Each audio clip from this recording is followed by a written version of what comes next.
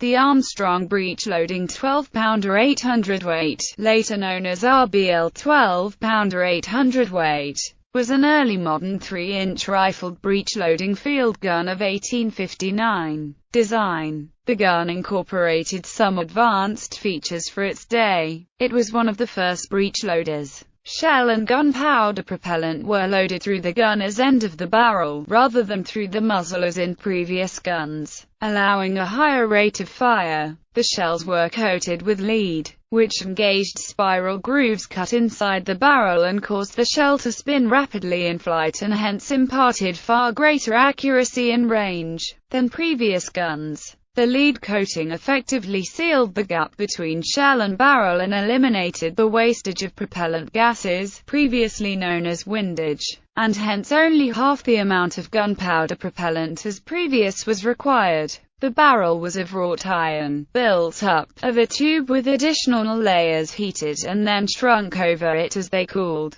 The result was a pre-stressed barrel. The interior of the barrel was under compression from the layers shrunk over it, so that the heat and pressure of firing did not stretch it. Hence the barrel was smaller and lighter than previous guns. United Kingdom service. The gun was the British Army's first rifled breech-loading field gun, superseding the SBML 9-pounder 1300 weight in 1859. The gun as originally adopted had a barrel 84 inches long, with a bore of 73.375 inches. The Royal Navy adopted a version with a 72-inch barrel, with a bore of 61.375 inches, by simply cutting 12 inches off the end, and from 1863 the shorter length was incorporated into a common version for both land and sea use. Unfortunately, the new technology involved required higher standards of gun maintenance and gunner training than the British Army was prepared to provide, with the result that in service the gun had a reputation for unreliability. In 1871 Britain reverted to muzzle-loading guns, which were cheaper and fired much cheaper ammunition, with the RML 9-pounder 800 weight.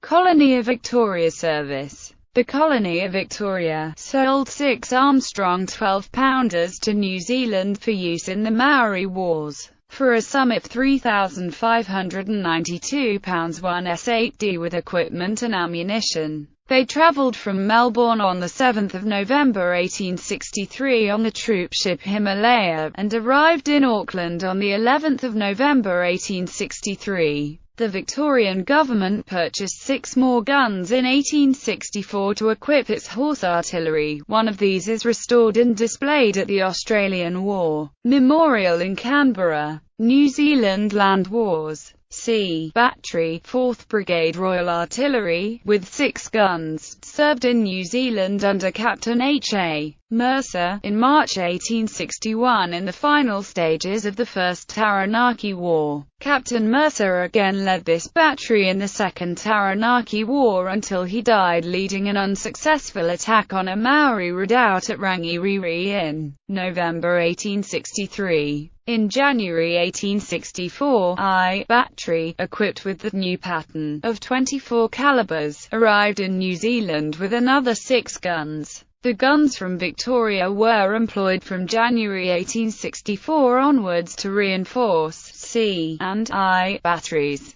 At the end of the war these guns apparently remained in New Zealand, where they were used to equip the militia. Ammunition. Surviving examples. Australian War Memorial, Canberra. Te Awamutu Museum, Te Awamutu, New Zealand. Royal Artillery Museum, Woolwich, London. Bibliography. Treatise on the construction and manufacture of ordnance in the British service. War Office, UK, 1877. Textbook of Gunnery, 1902. London. Printed for His Majesty's Stationery Office, by Harrison and Sons, St. Martin's Lane. W.L. Ruffle, the RBL Armstrong 12 PR field gun. W.L. Ruffle, the Armstrong gun. Part 5. British revert to muzzle loading. Major Darrell D. Hall, Field Artillery of the British Army 1860 to 1960.